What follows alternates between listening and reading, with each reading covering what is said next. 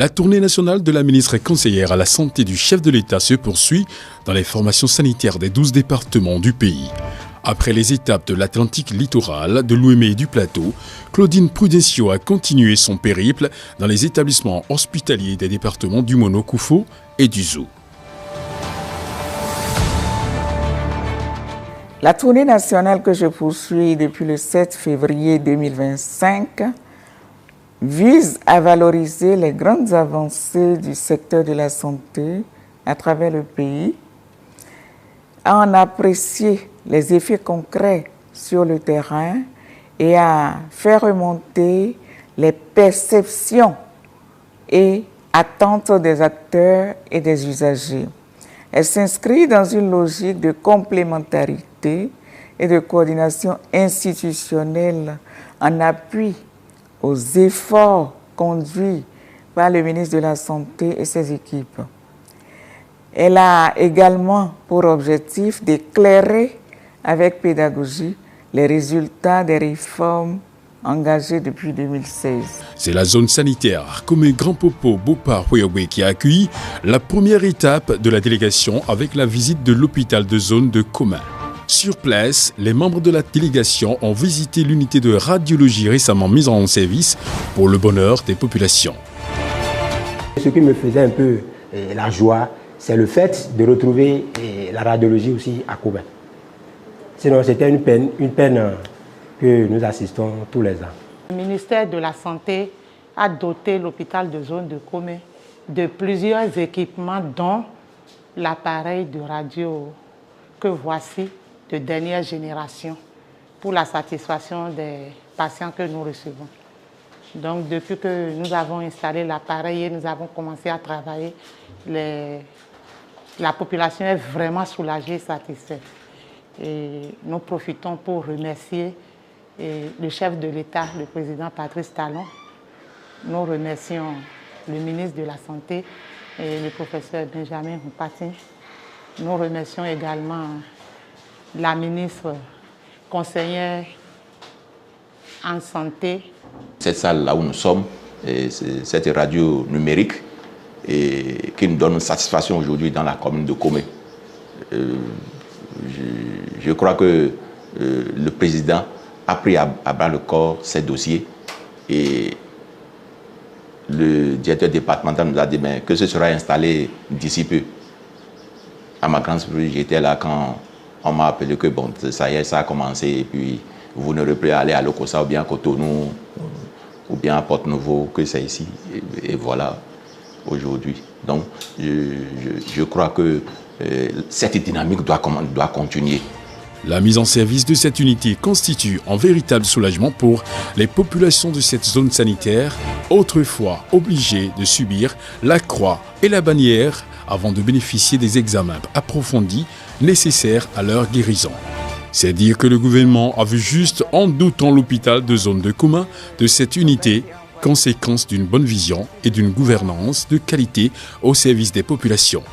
Toujours dans le cadre des réformes et des investissements en vue de l'amélioration de la qualité des soins offerts aux populations, l'hôpital de zone Koma Grand Popo Bopa Huéoué disposera dans les jours à venir d'une unité de prise en charge des malades de la tuberculose. La ministre et conseillère est allée constater l'évolution des travaux. Le bâtiment qui est derrière nous, qui est en train donc d'être monté, et qui subit quand même une rénovation. C'est un bâtiment qui est en train d'être érigé pour abriter le centre de traitement de la tuberculose.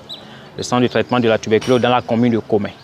En effet, pour la prise en charge de la tuberculose, on a besoin d'un centre bien adapté pour pouvoir, à des moments donnés, même mettre en observation les patients qui ne peuvent pas suivre le traitement en ambulatoire. Mais dans le passé, ce centre était en pleine ville et le suivi des patients posait problème.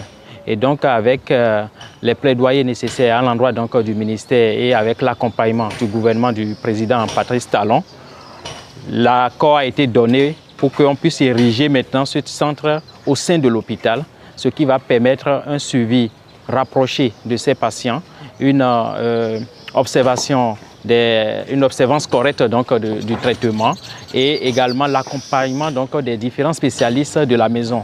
Donc, je veux parler donc, des médecins généralistes, des médecins spécialistes qui pourront donc accompagner ces patients donc, dans leur suivi. Ces travaux qui ont commencé bientôt 2 semaines, doivent être livrés d'ici 3 semaines au plus. Donc, c'est un délai de livraison de 1 mois au plus. Et nous faisons le suivi nécessaire pour que les travaux puissent être rapidement livrés avec la qualité qu'il faut. Parce qu'avec le président Talon aujourd'hui, il y a vraiment des exigences en matière donc, de réalisation donc, des infrastructures. Donc nous faisons un suivi rapproché pour que tout soit fait. Et le prestataire, c'est-à-dire celui qui est en charge donc, de la construction, c'est qu'il a à livrer un bâtiment qui doit répondre aux normes et aux exigences décrites donc, dans son cahier de charge. Grâce à la dynamique en place au sein de cette formation sanitaire, les usagers expriment leur fierté quant à la mise en œuvre des réformes du gouvernement dans le domaine de la santé. Le mauvais accueil et le mauvais traitement des patients sont désormais de lointains souvenirs, motif de satisfaction et de joie pour les populations. Je suis en train de jeter de fleurs. Depuis l'avènement du Patrice Talon, quand vous rentrez dans les hôpitaux, il y a un accueil chaleureux. Hier, quand je suis arrivé, je suis tombé sur celui qui m'a accueilli ici. Vraiment, il m'a accueilli et aussi le personnel m'a accueilli. J'avais eu des difficultés parce que on m'a demandé de prendre une prise en charge. Donc, je ne savais pas comment il le fait. Donc, ils m'ont dit d'aller faire en ligne. C'est ça que j'ai fait et puis tout s'est bien passé. Par rapport à l'accueil, je suis totalement content, satisfaisant. Voilà. Les usagers de cette maison sont satisfaits. Satisfaits en ce sens que les césariennes, à commencer par les césariennes aujourd'hui, les femmes applaudissent parce qu'avant, c'était des prix exorbitants qu'on leur donnait et puis des gens fuyaient et laissaient même leur colis aujourd'hui ici pour aller se coucher à la maison pour attendre l'heure de Dieu. Mais après tout, le médecin aussi est à côté. Mais aujourd'hui, les femmes viennent ici à tout bout de champ. Et elles sont satisfaites.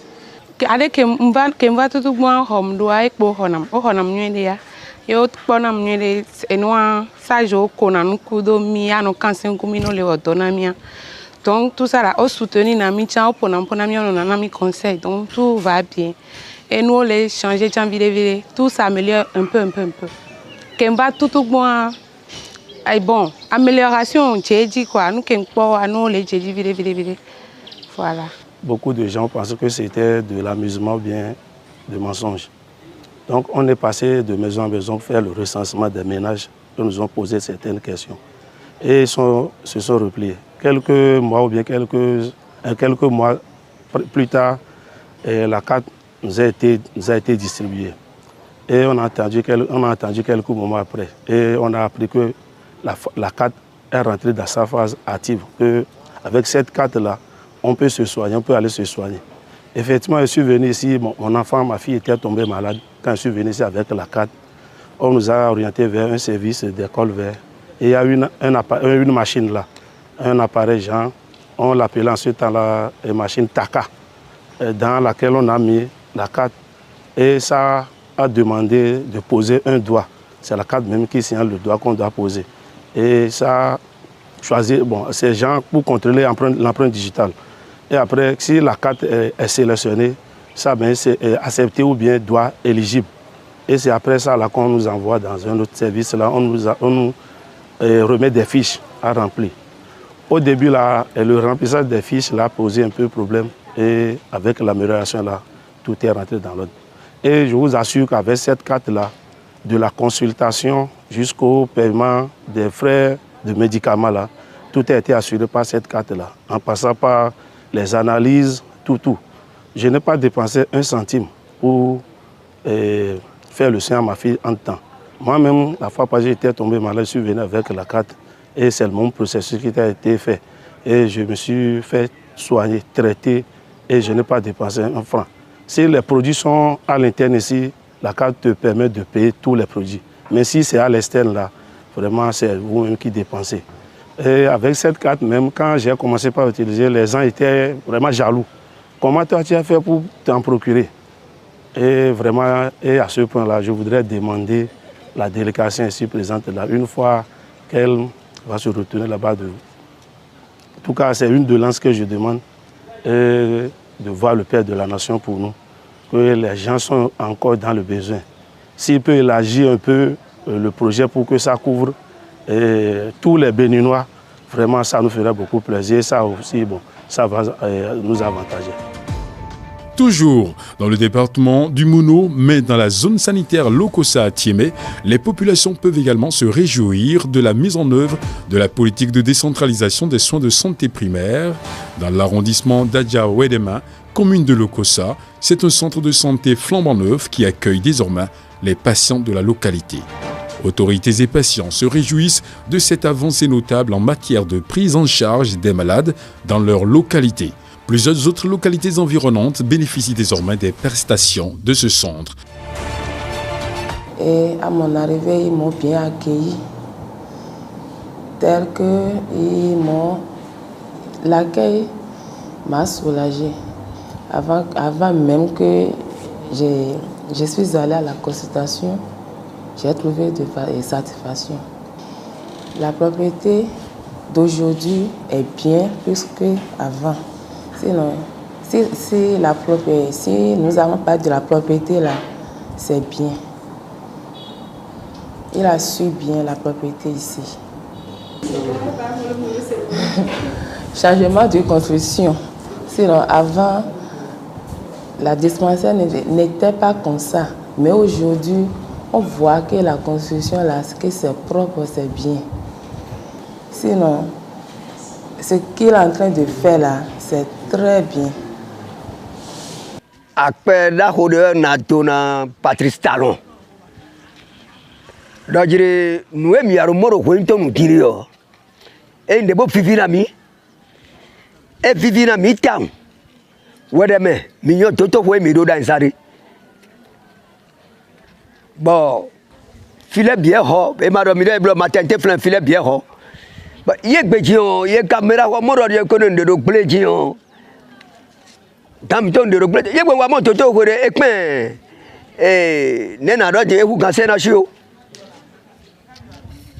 Kena le bio dio toto fouet yo dekpe. On a pe do. On a pe do na gouvernement lo. Moi, je suis Patrice Talon. Je suis un gars qui m'a sorti de doyen. À mon élevé, il a vécu de 10 ans, il a 10 ans. 10 ans,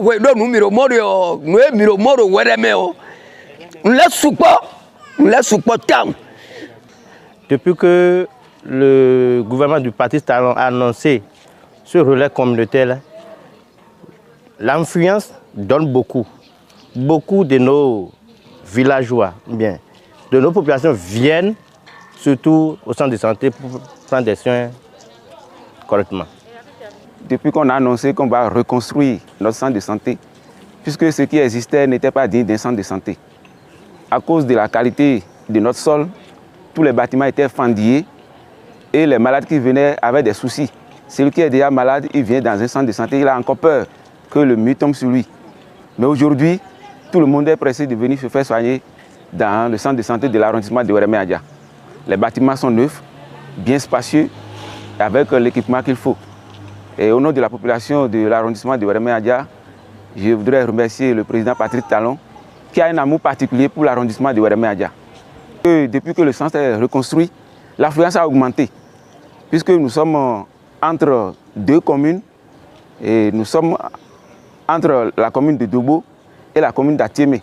Depuis que les gens ont appris que le centre est reconstruit, d'abord, ça attire.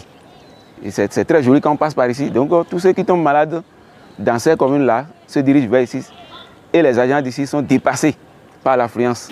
Donc, si on peut augmenter le nombre d'agents, ça nous ferait beaucoup plaisir. Nous-mêmes, nous avons constaté qu'il y a une affluence. Et quand on regarde la maison, on ne peut pas comparer ça à l'ancien bâtiment. Donc, je profite de l'occasion pour dire merci au gouvernement du président Patrice Talon. Nous sommes à l'aise, nous travaillons dans de très bonnes conditions.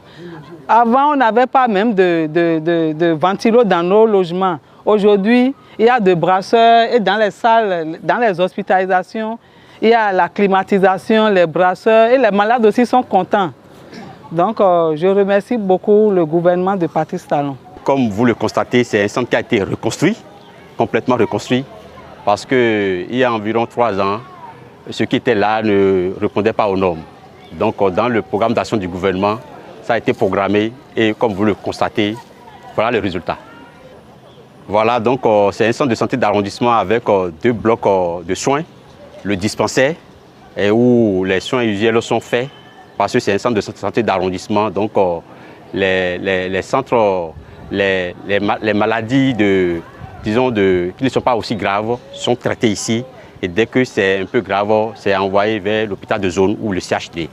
Ensuite, vous avez la maternité où les accouchements sont également faits, les accouchements quand même étociques et quelques accouchements dystociques.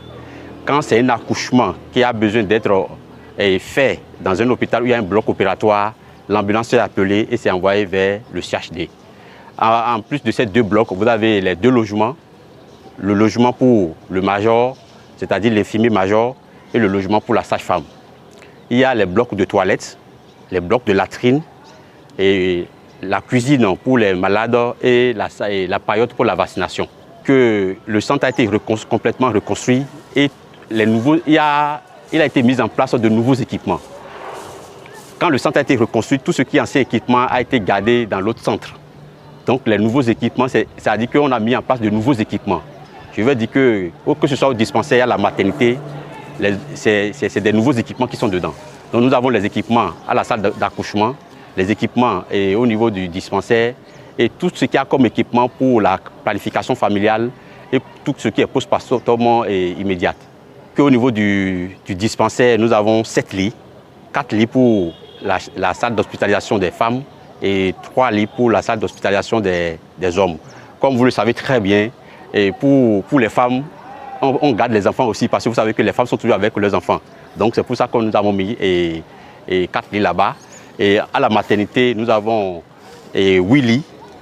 Non, ça fait exactement 8 lits exactement. Et pour l'hospitalisation des femmes et pour recevoir les femmes en postpartum. Le laboratoire départemental est désormais une réalité dans le département du Koufo. Ce joyau est logé dans l'enceinte du centre de santé d'Aplahoui. La ministre conseillère et sa suite sont allées constater la mise en service de cet important outil d'accompagnement des formations sanitaires du département. Nous faisons les examens spécifiques tels que on avait fait les Covid, les PCR tuberculose et dans les jours à venir déjà on a été formé aussi pour le dépistage pour le cancer du col de l'utérus. En dehors de ça, nous avons aussi à l'étage le service de qualification des produits sanguins, les poches de sang que nous prélevons dans le département. Et aussi, il y a une salle qui est réservée pour la bactériologie que nous n'avons pas encore dans le département. Donc nous attendons l'installation de ces équipements pour vraiment démarrer les activités de bactériologie dans le département. Le Koufo, c'est un des nouveaux départements. Et donc il y a certains examens pour lesquels on dépendait fortement du mono. Mais avec l'implantation de ce laboratoire, l'érection de ce laboratoire, ça nous a permis de commencer par nous autonomiser par rapport à notre département frère. Et donc, ce laboratoire qui a été rendu fonctionnel en 2021-22 a servi au département à faire le dépistage des cas de Covid. Déjà, on était autonome par rapport à ça. Et grâce aux équipements qui sont mis en place, c'est étendu. On peut faire la PCR pour d'autres diagnostics tels que le VIH. Elle a parlé tout à l'heure du cancer du col de l'utérus. Donc, c'est une plus-value. Nous avons, avec l'accompagnement de la mairie et du gouvernement, étendu le bâtiment, aussi bien en largeur qu'en hauteur, pour augmenter le nombre de services. Aujourd'hui, les poches de sang, quand on va sur le terrain pour prélever le sang, il faut les qualifier. Il faut faire certaines analyses sur ces poches-là afin de pouvoir dire ce sang, on peut le transfuser à telle personne.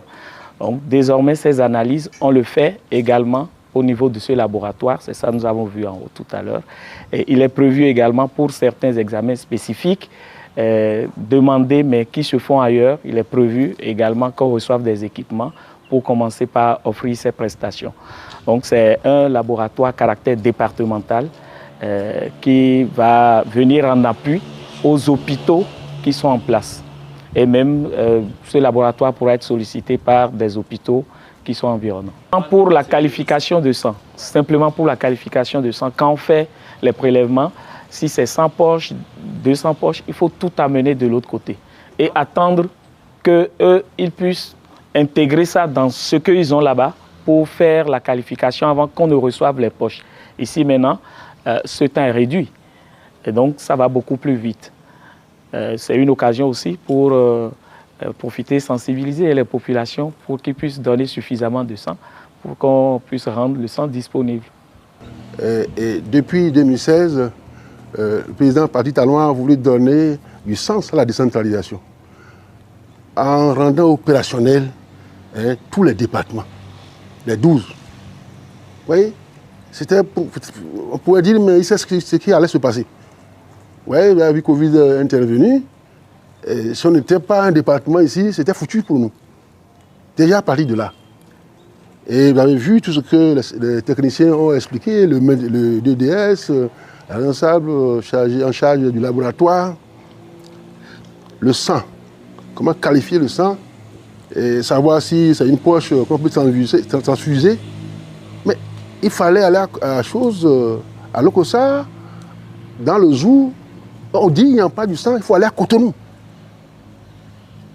Les parents, ou alors si vous avez un parent qui a d'autres parents à Cotonou, il téléphone, on ramène le sang. C'était très difficile. Donc ce problème, c'est de trouver des solutions.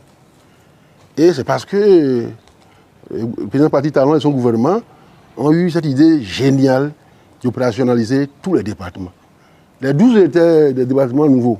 Quand on dit ancien, non, il n'y a plus de départements anciens et nouveaux. Du moment où on vous a scindé en deux, vous devenez nouveau. Vous voyez? Et donc, c'est ça qui nous a beaucoup aidé. Et vous avez vu ce laboratoire qui n'existait pas, qui est sorti de terre. Je voudrais dire un grand merci au gouvernement du président Patrice Talon pour ce qui est fait à l'endroit des communautés, des populations, de nos départements qui sont dits un peu ruraux. Parce que la voie est tracée. Il suffit de continuer. Au centre hospitalier départemental du Zou à Aboumé, une unité d'hémodialyse permet désormais de sauver la vie des patients atteints d'insuffisance rénale. Beaucoup de vies sont ainsi sauvées et des coûts de prise en charge réduits grâce au rapprochement de cette unité des malades qui ne sont plus obligés d'aller vers Cotonou pour bénéficier des séances d'hémodialyse. Les patients venus des départements du Mono, Koufo, du Zou, de l'Atlantique Nord, du Plateau et des collines se réjouissent désormais de cette sollicitude du gouvernement en matière de prise en charge des dialysés.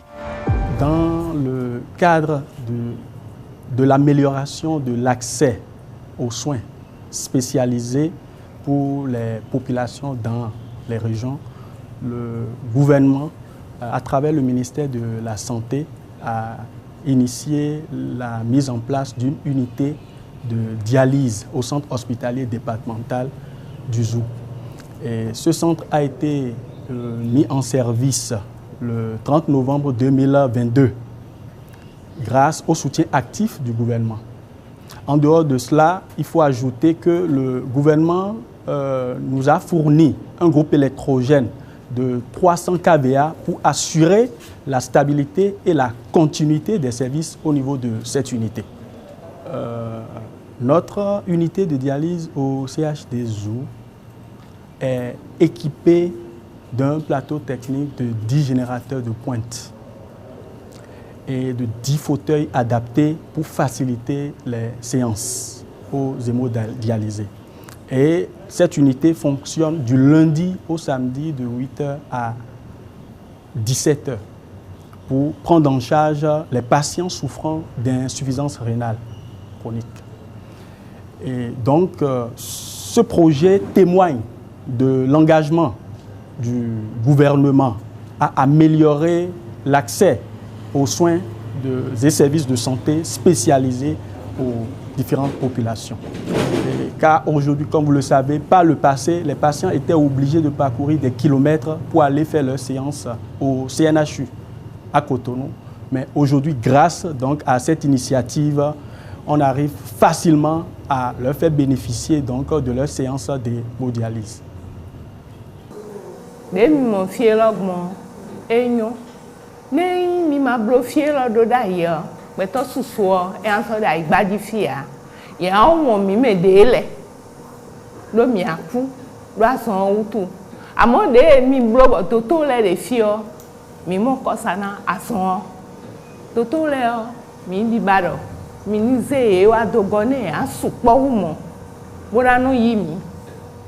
Machine le de so et le soupa ou mon wenyo no mi do mi de no asansan me de le no ahwe mi kaka ina ton ne to me li osan ku we ba ina ihwe to le no wuri bonu mi me e no wuri bonu mi tam ne mi wa bo e blo machine le do bo mi bio ho me o e no mi mlain do li ojo e no wa mi gan bono sunsun mi bonu kiko po bono kiko do ami bono susu mi kanji wa po bono brancher mi o nwe wi wa we uve de siade bo wa o uve le onje titonji nanji no che yo se uve me kutonu we ne me de do akwe o e ayi kutonu ne me de ma do akwe o ya ze do ko gbegbo an gidigidi we kutanu de ayi di huando wan le dogo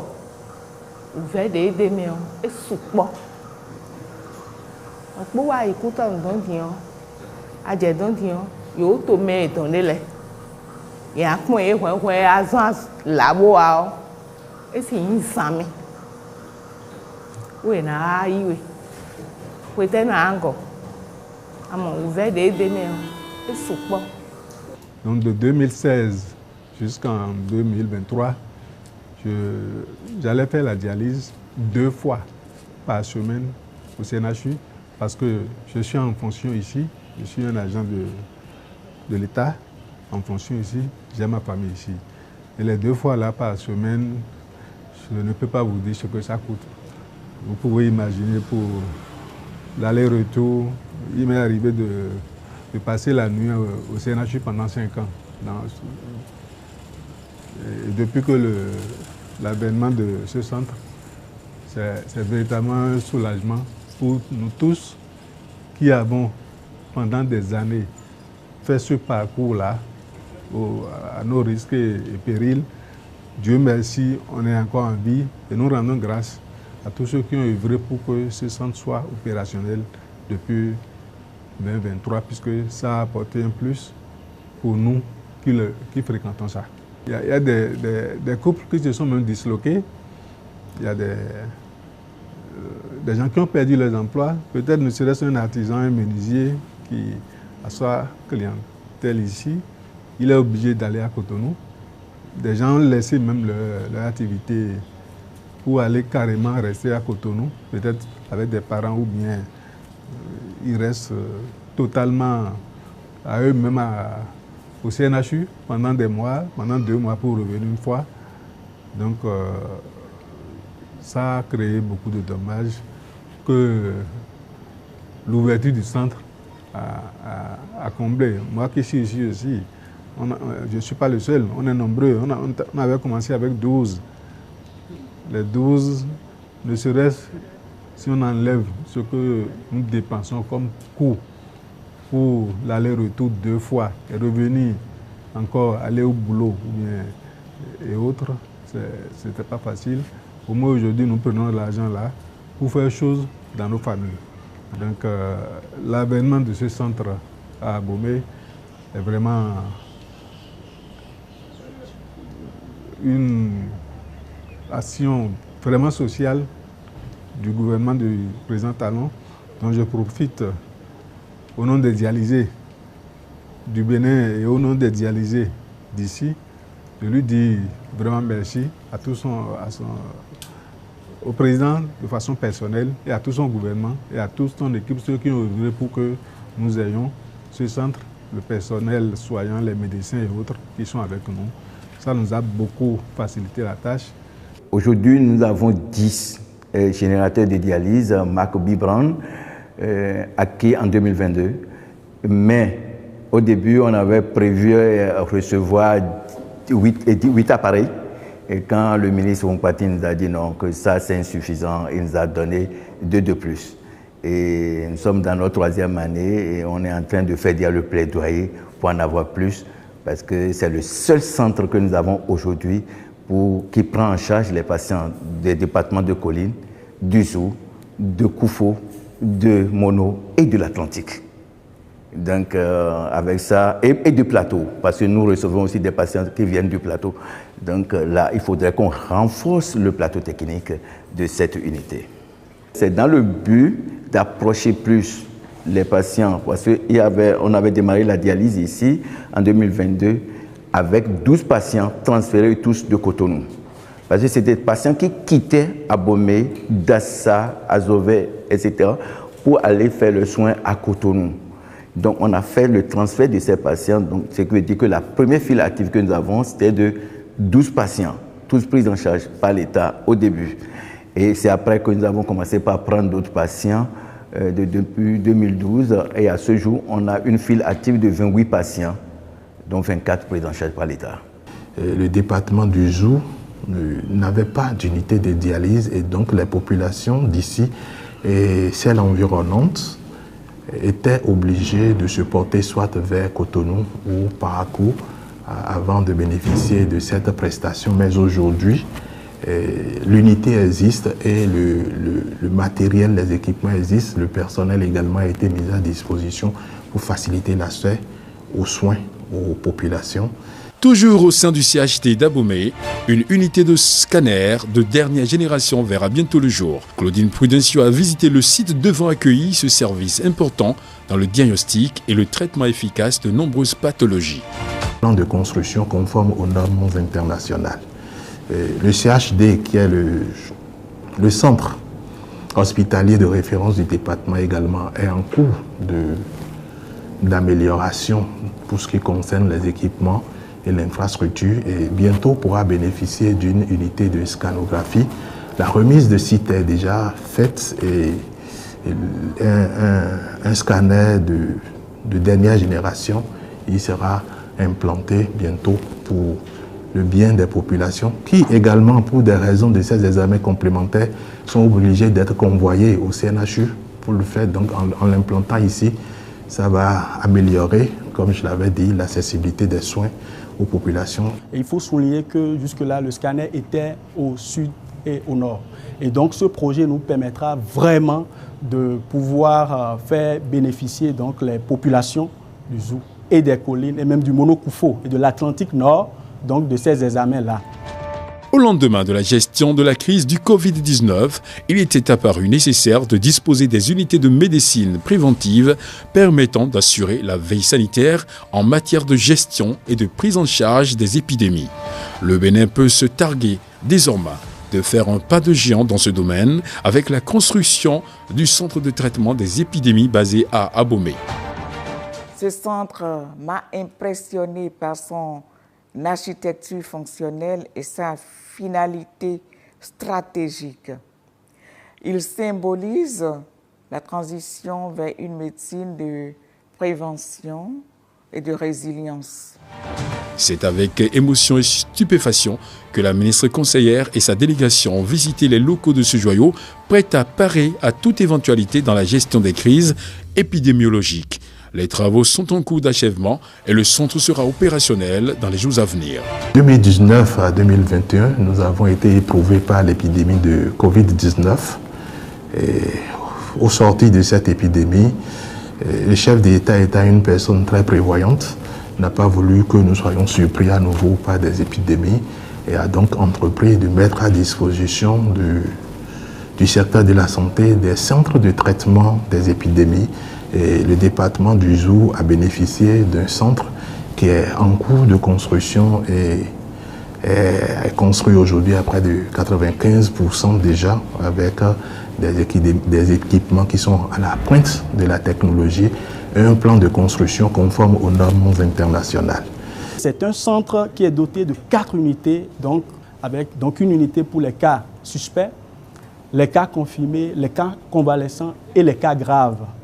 Et une démarcation entre le circuit propre et le circuit sale pour éviter toute infection croisée. Sur ce projet, il y a la construction de 4 CTE, dont 2 qui sont à 95% de taux d'exécution. Celui d'Abomey en fait partie. Il y a un autre à Parakou, il y a 2 dont la construction va commencer très prochainement. Pour le site d'Abomey, voilà comment le plan se présente. On a 8 unités préfabriquées, c'est-à-dire c'est des matériaux qui ont déjà été préfabriqués en atelier et qui sont juste montés sur le site. Il y a le triage, c'est-à-dire quand les patients viennent, ils passent obligatoirement par le triage pour leur permettre de savoir exactement où on peut les envoyer. Après le triage, ils font ce parcours. Il faut noter qu'il y a 2 types de parcours. Il y a le parcours pour les patients, il y a le parcours pour le personnel médical. Enfin, c'est 2 parcours bien distincts.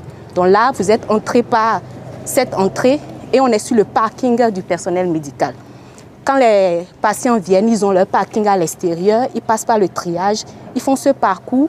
Et s'ils sont cas suspects, ils sont au niveau de cette unité. Après, ils font le parcours. S'ils sont cas confirmés, ils sont au niveau de cette unité-là. Il y a cas convalescence et il y a le cas grave. Le cas grave, c'est une unité qui est entièrement à part. C'est un peu comme les urgences. Ils ont leur entrée et leur sortie. En plus de ces unités préfabriquées, il y a la logistique qui est un peu l'administration du personnel médical. Il y a l'hébergement pour le personnel médical.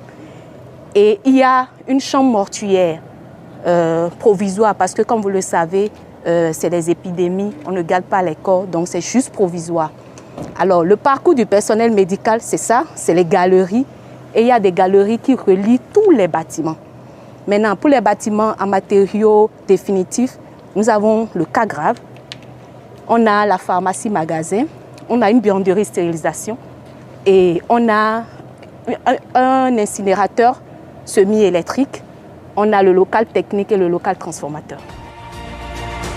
Le service de transfusion sanguine du ZOO constitue la dernière étape de la tournée de la ministre conseillère à la santé du chef de l'État. Ici, techniciens, spécialistes et administratifs se relaient quotidiennement avec bravoure et abnégation afin de rendre disponible le liquide vital pour la prise en charge des patients. Il y a tout un chacun de nous d'avoir besoin du sang, on ne le souhaite pas, mais aujourd'hui, lorsqu'on en aura besoin, je peux vous dire que vous pouvez garder espoir et garder conviction que ce produit sera disponible pour vous parce que nous avons une antenne construite, lourdement équipée avec un personnel qualifié et qui est à pied d'œuvre, qui produit des produits sanguins sous toutes ses formes et toutes ses coutures parce qu'aujourd'hui, au niveau du département, nous avons la possibilité de fragmenter le produit sanguin en des sous-produits dont les patients ont généralement besoin de manière spécifique. Et comme vous l'avez vu, cette unité fonctionne à plein régime. Et je crois que, loin des paroles, la volonté du chef de l'État s'est traduite par des actes clairs, palpables, que tout le monde peut voir et apprécier.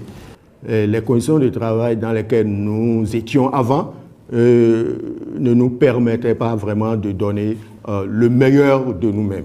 Et donc, avec cette amélioration des conditions de travail, il y a que c'est un peu comme on a donné quelque chose qui a permis de booster les énergies et donc nous parvenons à donner le meilleur de nous-mêmes.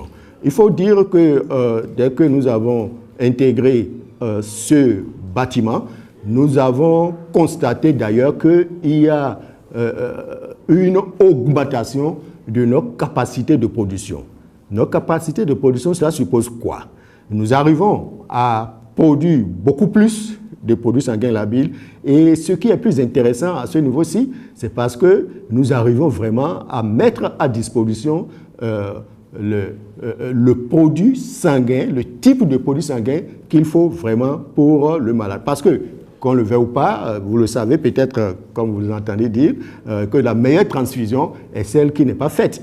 Pour dire quoi? La transfusion comporte énormément de risques et on ne fait que recours à ça quand des situations extrêmement difficiles de danger de mort. Et c'est pourquoi d'ailleurs il est recommandé que dans ces situations, il faut apporter essentiellement au receveur de sang l'élément de sang dont il a besoin.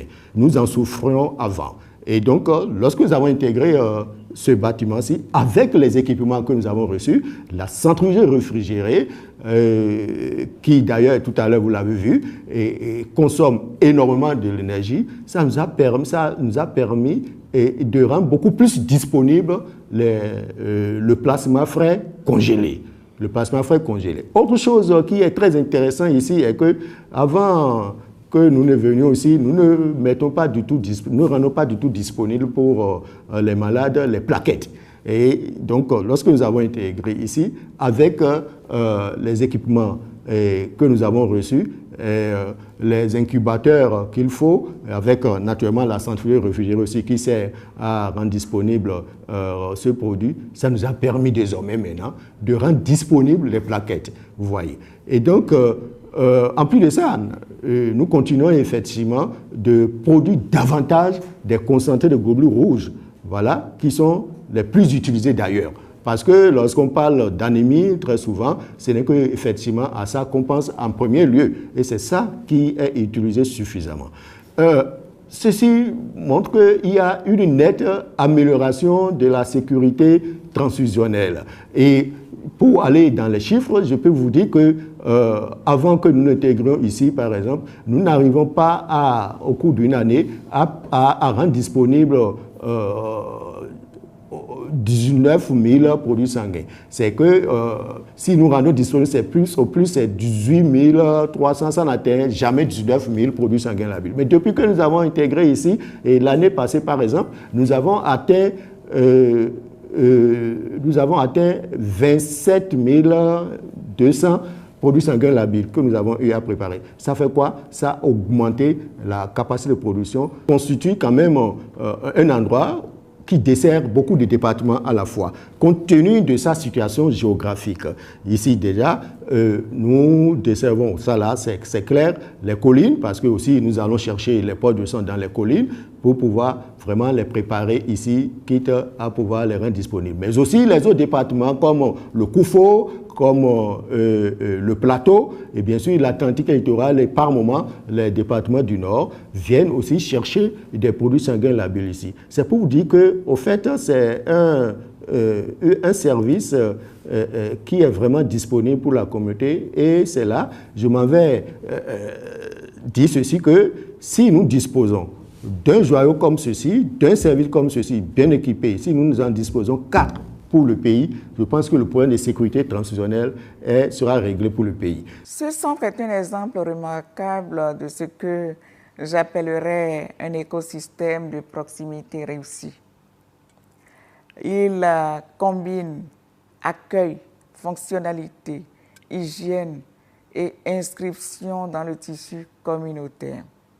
Oui, ce modèle est duplicable à condition de maintenir une volonté politique, comme nous voyons actuellement, de garantir une ingénierie adaptée et de renforcer la mobilisation des acteurs locaux. Il représente une forme d'urbanisme sanitaire à taille humaine, parfaitement aligné avec les enjeux actuels de territorialisation des soins. L'approche de proximité est aujourd'hui une exigence démocratique. Elle réduit les distances géographiques, mais aussi symboliques, entre l'État et les citoyens. En matière de santé, rapprocher les plateaux techniques, humaniser les services et adapter les interventions aux réalités sociales locales. Cette logique est au cœur de la justice sociale et de la souveraineté sanitaire. Afin de rendre ce service plus opérationnel pour plus de résultats, plusieurs investissements ont été menés. Mais les responsables de l'unité, en appelant au gouvernement à jeter un regard bienveillant pour une optimisation des résultats et une proximité accrue en matière de collecte de sang, matière première indispensable pour le fonctionnement du centre. Bien, comme je le disais, pour quand même augmenter encore davantage notre capacité de production, il nous faut aussi des moyens. Tout à l'heure, vous avez constaté qu'il y a coupure de courant et rapidement c'est remis. Dieu merci, nous ne disposons pas actuellement d'un groupe électrogène. Il nous faut d'un groupe électrogène de 500 kVA que nous n'en disposons pas encore. C'est vrai que la direction générale de la NTS est bien informée. Les procédures sont en cours pour que d'ici là, nous puissions avoir ce groupe électrogène. En plus de ça, nous souffrons de manque de moyens roulants.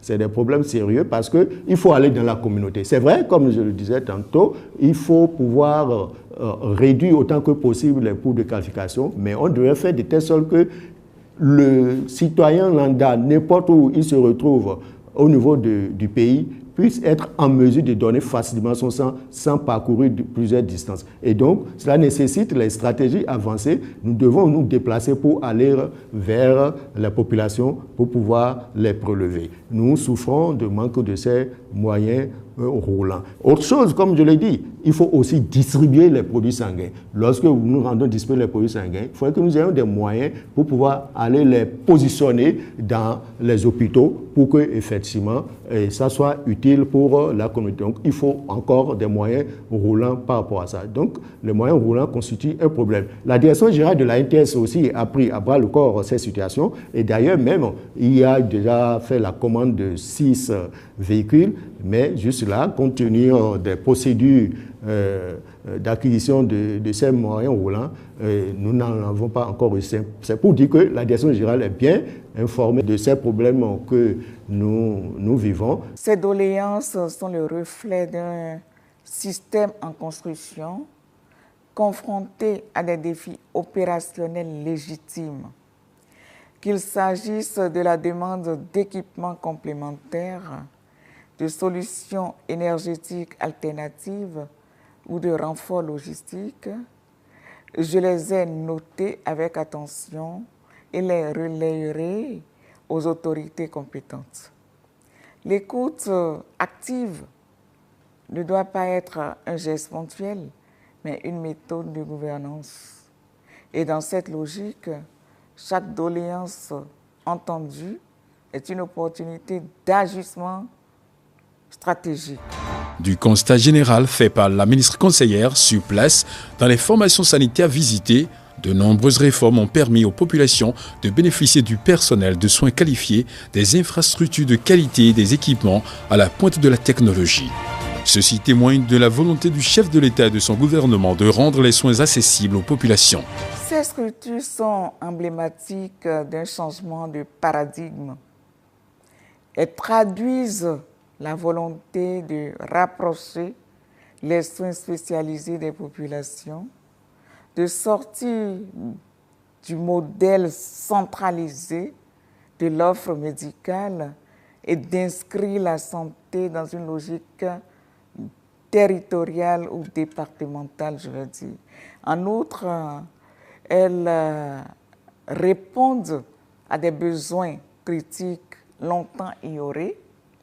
L'insuffisance rénale, la gestion des crises épidémiques et la sécurisation transfusionnelle, ce sont des marqueurs tangibles d'un État qui prend ses responsabilités. L'un des enseignements majeurs que je retiens est la transformation silencieuse mais profonde de notre système sanitaire, observable à travers la qualité des infrastructures, la professionnalisation du personnel et l'appropriation locale des réformes.